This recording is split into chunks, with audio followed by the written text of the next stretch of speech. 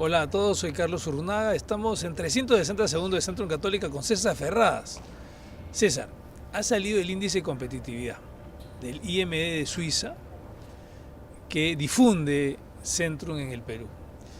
Y el indicador en donde más posiciones hemos perdido, si estamos hablando de competitividad, tiene que ver con los valores en la eficiencia para hacer negocios. ¿Cómo entiendes esta noticia? Bueno, era una noticia esperada. El problema nuestro es un problema de falta de valores, falta de ética. Yo tengo, justamente lo que quería conversar hoy día contigo, tengo un artículo sobre la productividad ética.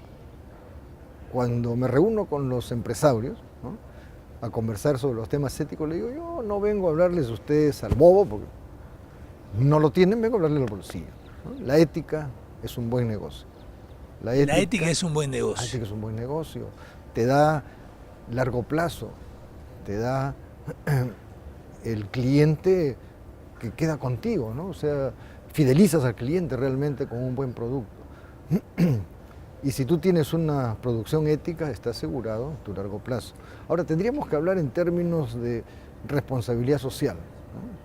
La responsabilidad social es muy importante en las empresas y va a estar dirigida directamente en este proceso que te estoy conversando de la ética es un buen negocio. Ahora, ¿no piensas, César, que si desde el momento en que decimos y hablamos y mencionamos la producción ética, eso supone que hay producción no ética? Y si la diferenciamos es porque probablemente la producción no ética ha alcanzado niveles considerables, al punto que tenemos que diferenciar la producción ética para hacer notas como esta.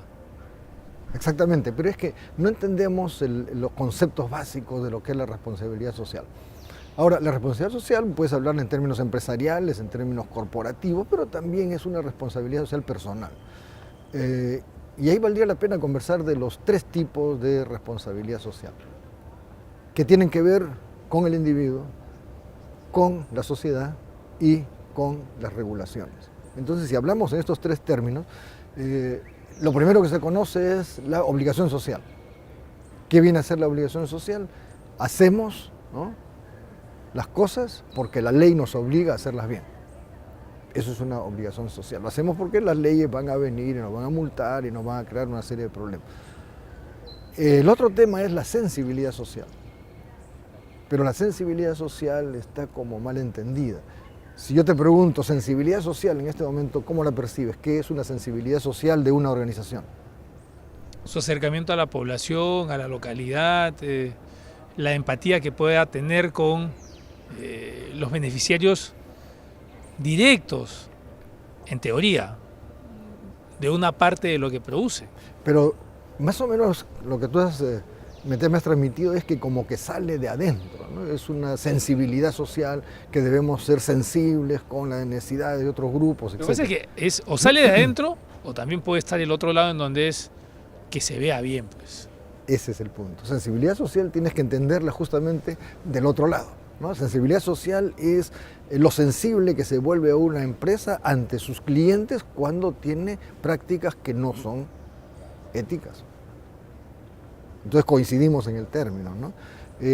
Tal vez cuando trato de explicar estos aspectos digo, la sensibilidad es como cuando tú te cortas las uñas muy a fondo, apenas tocas algo, sientes una sensibilidad. Entonces es como una respuesta a la actividad del cliente. Un cliente cada vez más quiere producción ética. Además la exigen. La exige. Y si no le das lo que pide el cliente, entonces van a retraer tus ventas. Para evitar esa retracción de las ventas hablamos de la sensibilidad social. Entonces hay que decir, hay que hacer un producto ético para que nuestros clientes puedan responder adecuadamente y podamos fidelizar. Ahora, ¿y no sientes que ahí hay un divorcio? Porque estoy pensando en el Perú, porque es un tema muy importante para el Perú en este momento. Hay un divorcio entre las autoridades que se pueden hacer de la vista gorda en determinados casos y la población. que no se está haciendo de la vista gorda en estos casos. O sea, a diferencia del pasado, son tan grandes los casos en donde ha generado una indignación inmensa y efectivamente, pues, hasta aquí llegó. Justo lo que dices. Justo lo que dices, me has hecho reflexionar. En el Perú, pues, es difícil catalogarlo, pero se puede decir que el 80% y tal vez más de nuestros productos son no éticos. Y un poco que nos engañamos unos a otros. Los que venden pinturas tóxicas, por ejemplo, ellos no usan esa pintura en su casa y compran pinturas extranjeras normalmente.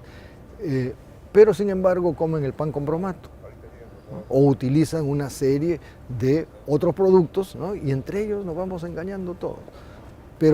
Y ese es el concepto entonces de lo que es la sensibilidad ética. Solamente tienen una producción ética porque no quieren perder clientes, o sea, se vuelven sensibles ante la respuesta del cliente. Pero la verdadera responsabilidad social, y se llama así, responsabilidad social empresarial, es aquella que surge naturalmente para hacer una producción totalmente limpia, producción totalmente ética, que respete los valores, que respete la ética y que respete los principios de un buen negocio. Por ejemplo, yo estaba pensando, en este caso, César, en esta empresa colombiana Crepes and Waffles, que tiene como política es contratar solamente a madres solteras y como política no difundir esto. Entonces, me parece interesantísimo, ¿no? Porque lo hace, lo aplica, ayuda, es una empresa estupenda y lo hace porque está convencida de que le permite crecer, tener más ingresos y no lo difunde. Esa es la verdadera responsabilidad ética, pero también tenemos otro problema. Fíjate, ¿por qué? La gran pregunta es ¿por qué las empresas se preocupan tanto por la ética dentro de su organización? Quiere trabajadores éticos, quiere trabajadores que colaboren con la empresa, quiere trabajadores que no perjudiquen los intereses de la empresa. Entonces les exige un código de ética, hacen auditorías éticas, tienen manuales de ética para que sus trabajadores pues conserven estos conceptos y estos valores que son importantes. Parece bien, ¿cierto? Sí, estupendo. Pero ¿cuál sería el problema? Que se quede en teoría. Que la empresa, no, esto lo refuerzan dentro de la organización, ¿no? Si tienes alguna falla, inmediatamente la organización le cae al empleado que ha hecho un mal uso de sus actividades laborales. Pero, ¿qué pasa en una empresa donde tú le exiges comportamiento ético a los trabajadores, pero te das cuenta que la empresa en sí misma está haciendo algún tipo de estafa, para decirlo con las palabras claras, al cliente? Y termino con ese tema, ¿no? ¿Y cómo haces en ese caso, César? Pues tienes trabajadores éticos, probablemente plana gerencial ética, pero plana directiva que no es ética. Pero son los que deciden, los que mandan, los que tienen el poder. Y entonces comienza el doble estándar. Entonces tú como trabajador ves que la empresa te obliga a tener un comportamiento ético. En realidad creo que la preocupación de la empresa es para que no perjudiquen el aspecto ético, para que los trabajadores no perjudiquen la eficiencia de la empresa. Pero si el trabajador ve que la empresa vende productos contaminados, productos que están haciendo daño al cliente o a la sociedad, entonces hay un doble estándar y ahí queda un concepto de la ética realmente tiene importancia dentro de una organización. Y muchas gracias, como de costumbre, mi querido César. No, gracias a ti por tus comentarios, Son muy valiosos. La ética es rentable, nos dice el profesor César Ferradas, aquí en 360 segundos de Centro Católica. Importante en la coyuntura que vivimos en 12 países de América Latina y del Caribe. Cuídense mucho.